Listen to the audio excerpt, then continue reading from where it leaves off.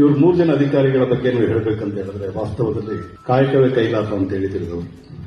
ಇರುವ ಕೆಲಸವ ಮಾಡು ಕಿರಿದೆನ್ನದೆ ಮನವಿಟ್ಟು ದೊರೆತದ ನುಣ್ಣು ಅಸಾಧವೆಂದು ಗುಣಗಿಡದೆ ಭರಿಸು ಲೋಕದ ಭವದ ಪರಮಾರ್ಥವನ್ನು ಬಿಡದೆ ಹೊರಡು ನೀ ಕರೆ ಬರಲಳದೆ ಮಂಕುತಿಮ್ಮ ಅಂತ ಡಿವಿಜಿ ಅವರು ಬರೀತಾರೆ.